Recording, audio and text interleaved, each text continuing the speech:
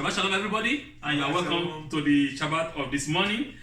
We glorify the name of our God, the King of the universe, who has given us the opportunity to behold and to see this great and this beautiful day in the land of the living. The parasha that we are going to study this morning is known as Parshas Eikev.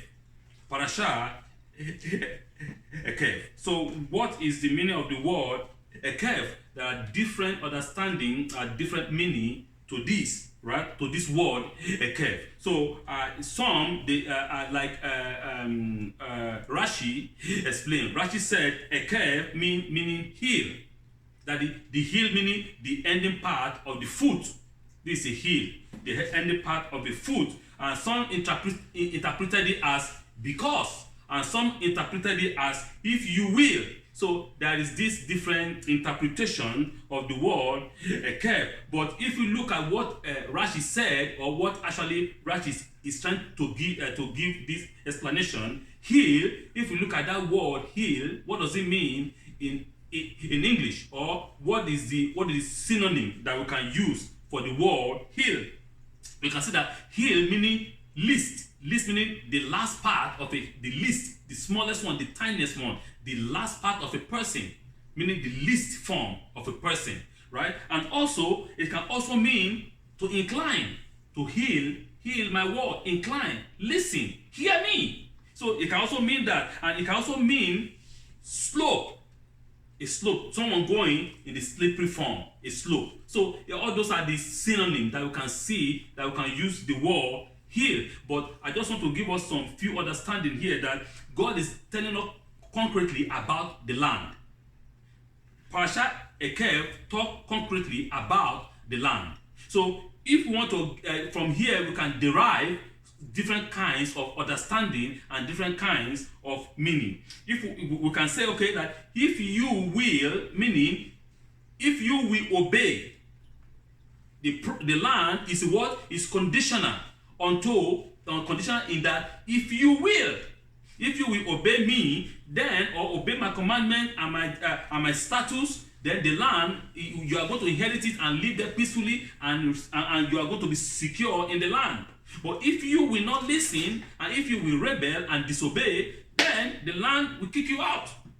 Also, you can also say, okay, because of your forefathers, because of Abraham, Isaac, and Jacob, because of the covenant that I made with your forefathers on Sinai, I am giving you the land. Or it can also say, it can also mean to incline your ears and your understanding, right, to the commandment. Listen, hear. If you do not listen, then these are the consequence that is going to happen. Or it can also mean that if you will disobey, you will be the least among the whole human race. You have to understand. So you can derive any of the meaning of the word Eikev from this different interpretation I just gave now. So, but I subtitle it. So just the subtitle I subtitled the parasha of this morning is take care, lest you forget the Lord your God. Take care. Take heed. Listen. You might forget the Lord your God. Because we can see in the history of human being, or in the history of the human race, when people become prosperous, when people become, everything is fine, everything is hunky-dory, they forget God. But when they're in problem, they run. Oh, God. Hey, help me, deliver me, But when everything is good and fine, when they eat and they become satisfied, when they eat and their belly is big, God is the spare tire. They forget that it's not God. It is my power, it is my strength, it is my wisdom, it is my understanding, it is because I'm smart. That is why I become rich. And God is saying that is not the case. It's because of me. It's because of God. It's because of His love. It's because of His energy. It's because of His strength. It's because He has promised to prosper us. It is not because we are smart.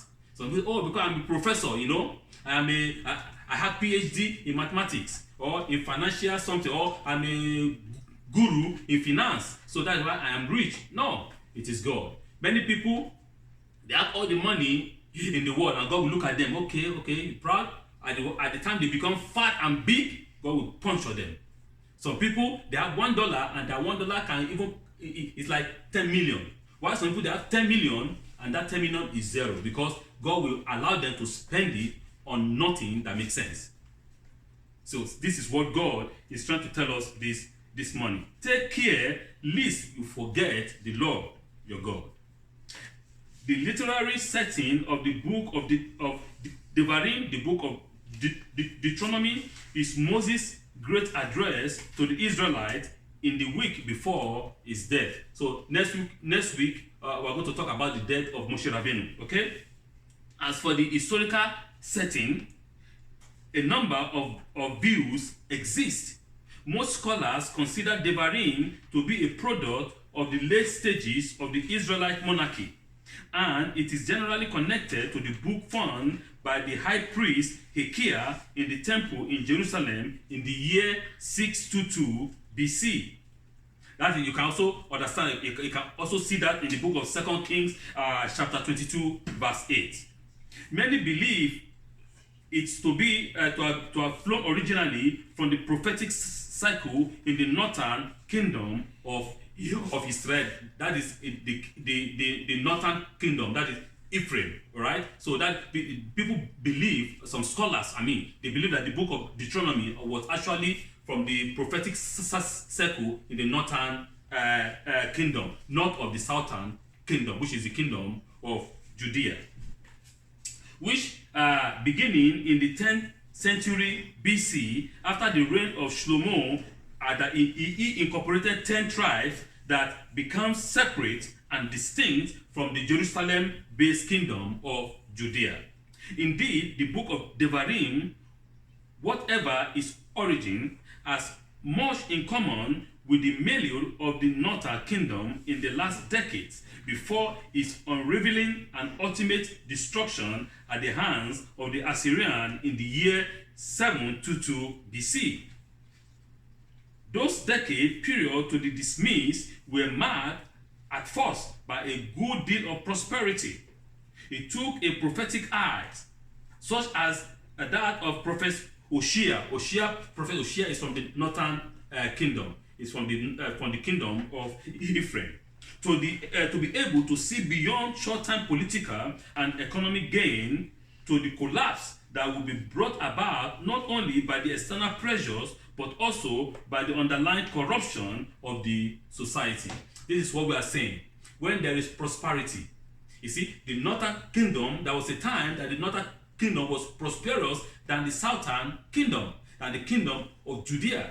The 10 tribes were so prosperous, everything was so going fine and nice and wonderful that they forget the Lord, their God.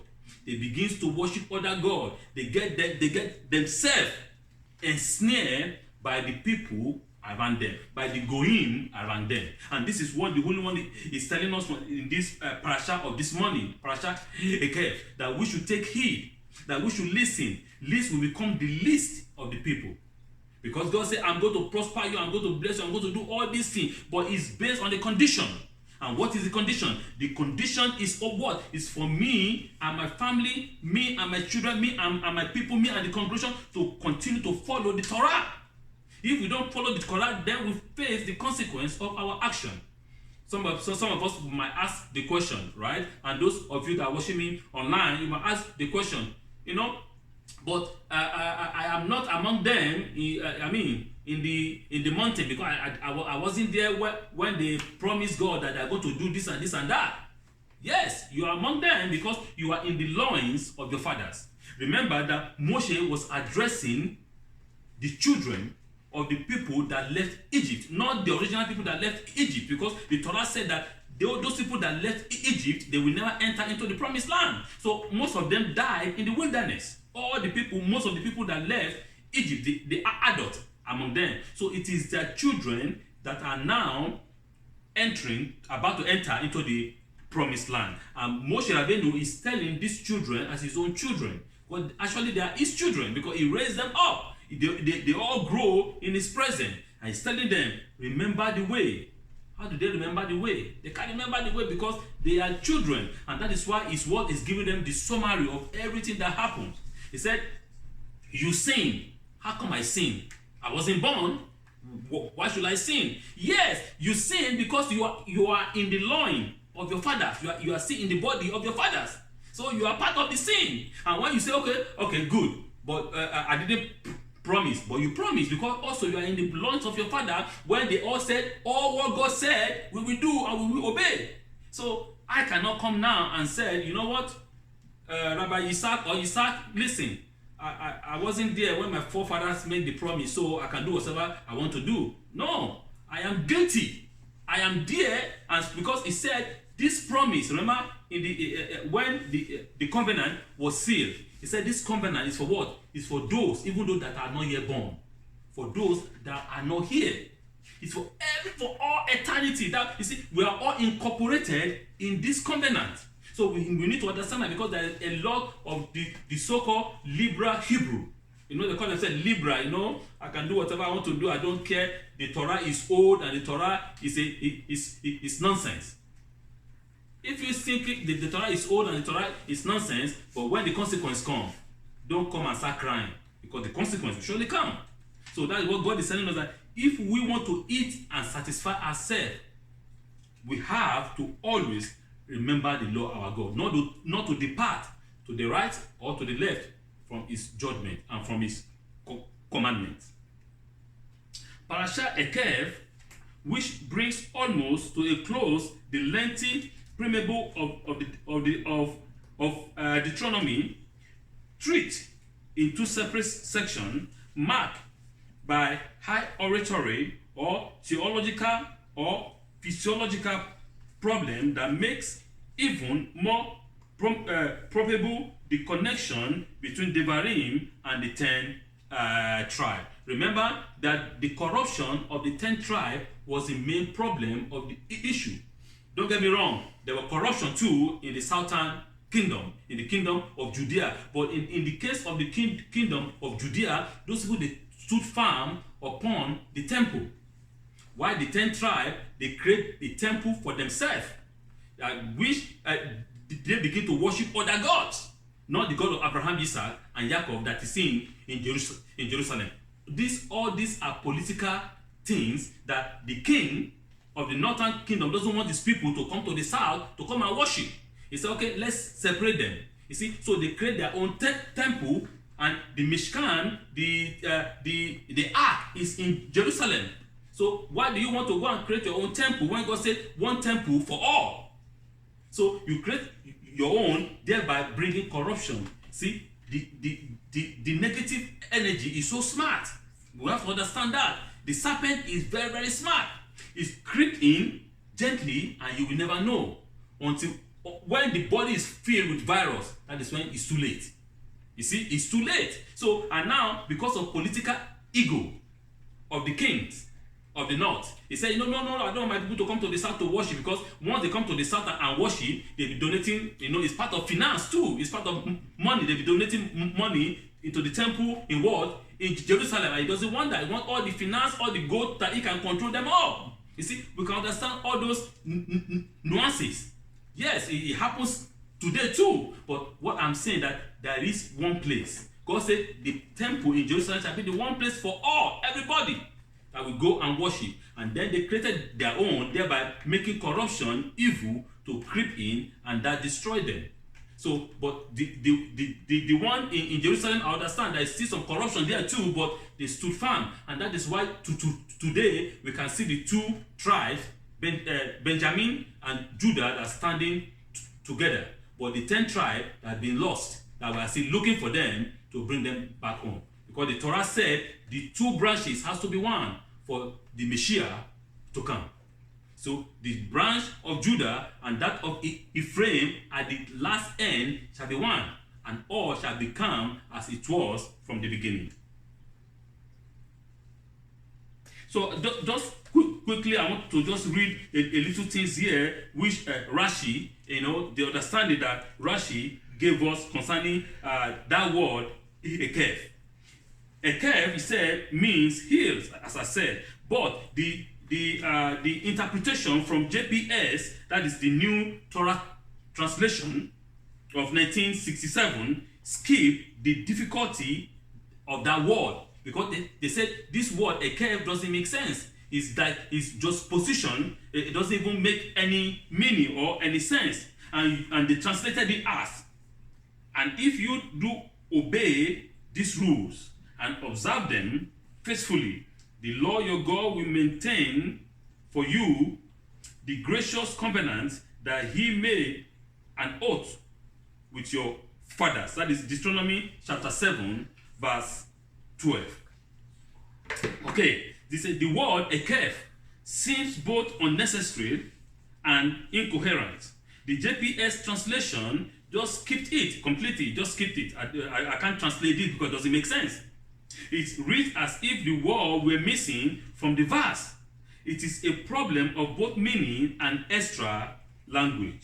Rashi centered in on the word and made midrash out of it. So Rashi said, if you do the easy mitzvot, the ones that people just tread on and with their heel and don't get down into, and you observe this, then he is saying the heel is the part of the foot that feel least, that is the least part of the human body.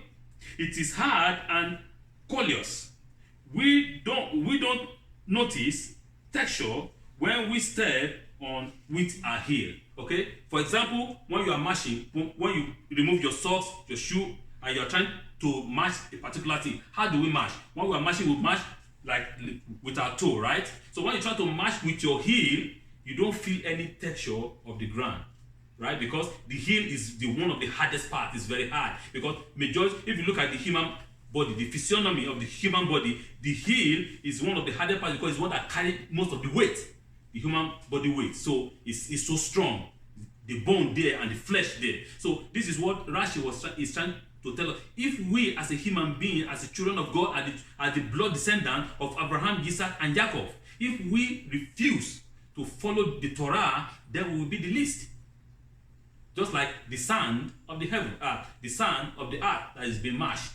Okay, because we disobey. But if we want to be the greatest and the best and the most loved people, like the stars of heaven, then we have to follow the Torah, and that is why God is giving that two comparison. You shall be like the stars of the heavens.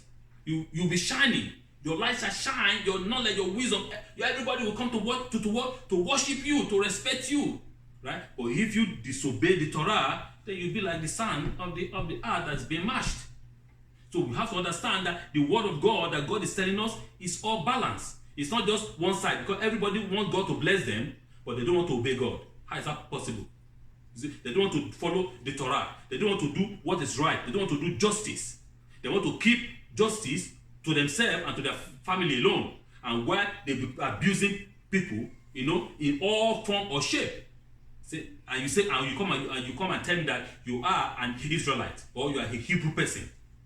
To me, I don't know where your Hebrew comes from.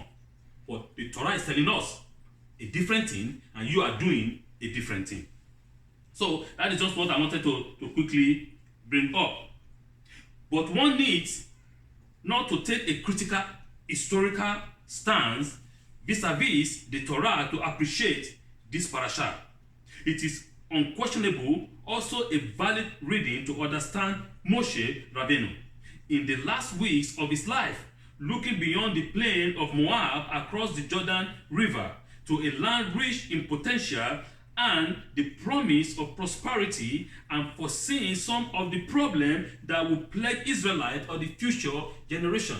Moshe Rabbeinu has foreseen this, and he has warned us ahead of time. He has told, there is a saying, right, among my people, saying that a dog that will perish will not listen to the horn of the hunter. A dog that will perish will never listen to the horn of the hunter. You go hunting, for example, right, and you take your dog along with you to go and hunt. The hunter see a danger, like for example, a bear, a danger, and the dog run boom to go and pursue the what? The bear. The bear is more stronger than the dog, and the hunter begin to blow. Come back, don't go, no. And the dog say, I don't care. I am dog, I can bark. Okay, go ahead. When you see the consequence, don't come and blame the hunter, because the hunter is calling you, but you refuse. So the same thing here. Moshe has foreseen all these circumstances, all this issue that's going to befall Israel. And he's telling us, my people, my children, if you want to keep the land, this land is the land of everything, the land that is filled with prosperity, with a lot of goody. But there's a condition. It's not just like that, boom. It's not just free like that. No, it's a condition for you to keep it. Yes, God has promised you with your forefathers to give it unto you. And this land is yours. But for you to keep it safe, there's a condition. And what is the condition? The condition is keeping the Torah. The snag, but put simply, is the tendency of human being and the society, the form, to convert prosperity, to convert prosperity into complacency. It is the tendency to infer from prosperity one's moral rectitude. Doing well is not always the same as doing good, but many people, society, and religious traditions have failed to make this distinction. We are perplexed with those who do good do not do well. That is, we often ask, why do the righteous suffer? Yet, circumstances forces us to accept the fact that the one does not necessarily involve the others. Because the issue here is, many people think that by their self-righteousness, they become wealthy. By their self-righteousness, they become healthy. Because, yes, I understand that if you eat good food, you do exercise, you do a balanced diet, you'll be healthy. But that is not all. That is not all. There is another thing that is involved. And that thing that is involved that human being refuse to see is the spirituality behind it. The spirituality behind it is that it is God that gives you that energy. That energy that you have, the breath that you are breathing in and out, is borrowed. It's not yours. God borrowed you. It's not, you say, oh, this is mine eternally. No. When God decides, okay, it is mine, I need it now, God will take it. So what do you do? So we have to understand that we have a lot of people, wealthy people, so wealthy that they eat, the world call it organic, right? They eat everything organic. But at the end of their life, say, oh, they died. They died of what? Of cancer. How come the cancer? With all the organic things that they've been eating all their lives. So we have to understand this, that it is God that gives you the grace. It is God that gives you the health. It is God that heals you. In our parasha, we're going to down in chapter 8, chapter 9, we see down there that he said that Moshe even said that for these 40 years, your cloth does not worn out upon you. Your cloth did not even tear for 40 years. You are wearing the same cloth. How is that possible? It is a miracle of God. You did not even fall sick. How is that possible? It is a miracle of God. So we need to see the spiritual behind all these things. That it is God that is lifting us up upon His mighty wings. It is not by our wisdom or by our knowledge. Neither is it because, as I said, because I'm wealthy, I have money, I am smart, that is why I have all these things. No, it's because God has favored you. And when God has favored you, when God has favored us, then all the thanks, all the blessing should go back unto God. What seems harder for us to catch on to is the fact that doing well, having success, particularly material success, does not mean that we have achieved a moral high point and that we can let our guards down. The least than righteous can often prosper, but they are no more righteous for having achieved comfort. Most of us will say, I don't know why is it that good things does not happen to good people. Why is it that bad things sometimes happen to good people? Some people they want to prove that because what I'm doing is right. That is why everything for me is going fine. No. Sometimes you see a righteous man that suffered. It's not because he commits sin. That is why he's suffering. Because we have this this mindset, in us, especially our forefathers in those days. If someone is born blind, we think that the father or the mother or the mama commits sin. That's why the children or the child is born blind. Or the father, the mama commits sin. That's why the child is born defect. And that is not the case. It is not. It is for us to glorify the name of the Lord. It's not because the papa, the mama commit sin. So because we try to project our self-righteousness. You see, everything is good with me because I'm good, because I'm righteous. No. It's because the grace of God. You cannot say because everything is fantastic with you is because your way or your path is 100% fine with God. No. Because we are a human being and we commit sin. Because the flesh is powerful. And we have to subjugate the flesh under the spirit.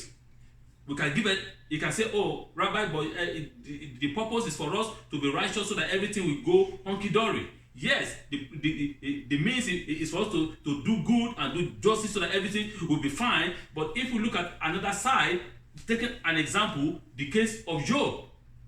Job was a righteous man, was a good man, but those things happen to him. It's not because he committed sin. And God is trying to give us a lesson here that don't worry that whatsoever happens in your life, I am with you and I will rescue you. Just like what we just read, I am your Redeemer. I am your Savior.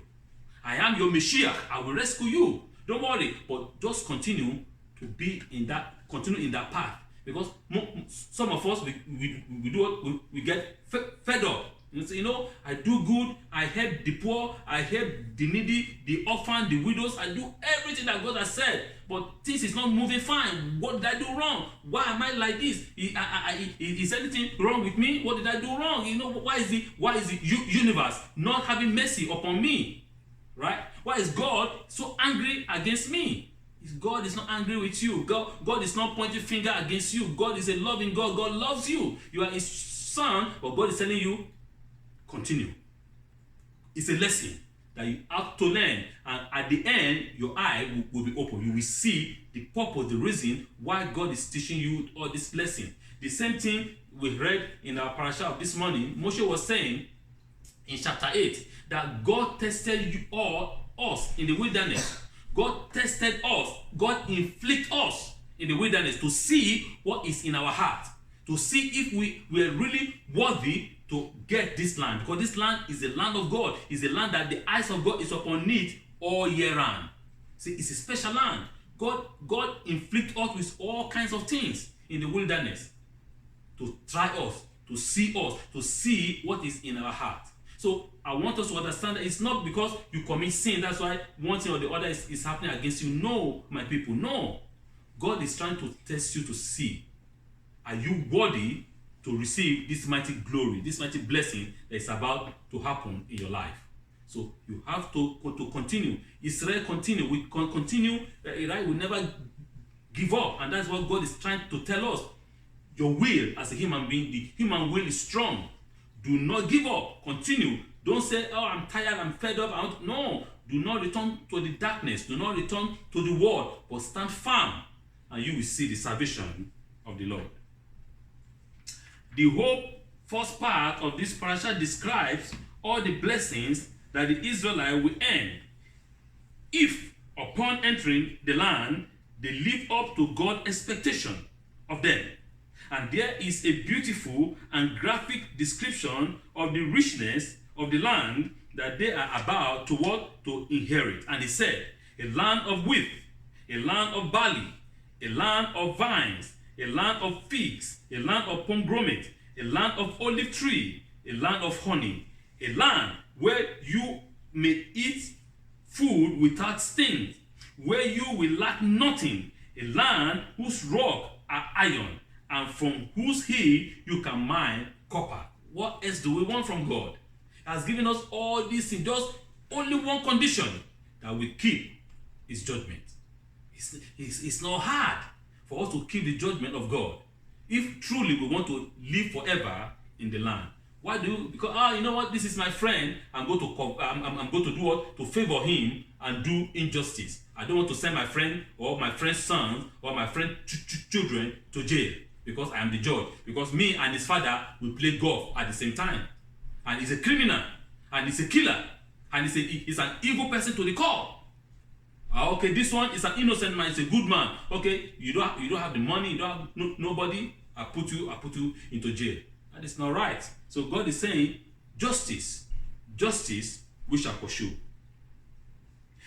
And then follow a sentence that we know so well from the Barakat Ha-Hamazon. He said that is the grace after the meal. When you have eaten your fill, give thanks to the Lord your God for the good land which he has given you. Deuteronomy chapter 8 verse 10. When you have eaten and you are full, when you have eaten and you are satisfied, when you are eating and everything is hunky-dory, remember, listen, hear, because that's when we are the most vulnerable. I'll give you an example. As a serpent, a big serpent, is one of the biggest serpent that we have under the sun. It's called pythons. No, pythons? Pythons. And what is the most vulnerable time of python? The most vulnerable time of python is when it's eating. That is the most vulnerable time. Because it cannot do nothing. The food is right on its throat. At that time, it can easily be killed. But when it's not eating, it's not anything, it's a very, very dangerous animal. Wrong. That is it. So that's what God is saying, that God is giving us an example that we should look at nature and take example from it. The most vulnerable time of a human life is when it's filled and it's good and everything is hunky-dory. Because that is when it's easy to forget God. And God says, do not do that. Remember, understand, and take heed so that you do not forget the Lord your God. There is a crucial word in in this section, the word besaveta, which means that you shall be filled or satisfied. The sense here is not simply that you will be filled with food or drinks, but that you will be satisfied with yourself. You become self-pompous, become proud. You become, ego comes in and reigns in your life because, all this thing that I have is by my power. All this thing that I possess, it is by my wisdom. All this thing that, that is happening in my life is because I work hard for it. No! It's because the grace of God that God has given you. Because if God doesn't want to give you the grace, it make it in your head and you become sick. And everything go to the doctor. All your money, the hospital, they take it up. What I go to say. So we need to understand, because when someone is sick, that person is ready to sell anything to get healed, to get cured, to get anything to make sure that pain is gone. People when they are sick, they don't even they are out of their mind. They are not in control of their mind because they want cure, right? They want peace. They want shalom. So this is what God is saying. It is not because you are smart, my people, but because the Holy One, blessed be He, is with us. It's our God that gives us good health. He said, indeed, this extension of the meaning of do not forget the Lord is born out of the sequel in the biblical text, which read, take care lest you forget the Lord your God and fail to keep his commandments, his rules, and his laws, which I enjoy you today. Be careful that in the midst of the satisfaction, this self-satisfaction, you do not forget the mandate upon you. We should not forget the mandate that God has given us. And what is the mandate? The mandate that all what God has said, we will do and we will obey. When you have eaten and you are full, when you have eaten and you have shalom, you have peace, everything is good, everything as I said, everything is hunky-dory. Beware, lest your heart grow hasty, proud, ego. It is by myself. You are filled with yourself. Beware, be careful. Beware of becoming hasty and of concluding that it is your moral worthiness that brought you the prosperity. It's because I am righteous. It's because, oh, you know, I did everything perfect. That's why everything is okay. Beware. Be careful. Because we are human beings. We commit sin. It is the faithfulness of God, not because of any moral worthiness. Our moral, I would say the most faithful person upon the face of the earth. It's like a grain. It's like just a nano grain compared to that of the Almighty. So we have to be careful that it is the faithfulness of God that does what, that gave us everything that we do. Sometimes you see something that you're not supposed to see. God did not condemn you. Sometimes you think what you're not supposed to think. God did not condemn you. Sometimes negative word comes out of your mouth. God does not condemn you because God is faithful, because He loves you, because He wants you to see that He is our Father, and sometimes He chastises us. Why? It's not because He hates us, but because He wants us to do what is right, to continue in the way of justice, in the way of the Torah. For the Torah is a tree of life to those who take hold of it, to lead us back to the Garden of Eden. So, my people, this morning, God is saying the land of Israel is a good land. It's a wonderful land. It has the positive side and it has the negative side. He said it's a great land, but this land is a devourer also. It devours its inhabitants. It swallowed them up. It consumed them. If you did not obey God, the land will consume you. But if you obey God, everything will go hunky-dory, everything will be fine and perfect. I'm telling us this morning, let us continue to do what is right. And the land that we live, even though the land of Canada will prosper us, we will be blessed, and we will increase in number, and we will see the goodness of the land. But if we disobey God, then whatever you see, don't blame God, but what? Blame yourself. Because the Torah has foreseen and the Torah has forewarned us that we should continue in the path of righteousness. Parshas Eikev. Listen. The heel is the least part of the human body. Do what? Hear the truth and stand firm for the truth. For the truth is the Torah, and the Torah is the tree of life. Parshas Eikev. Shabbat Shalom.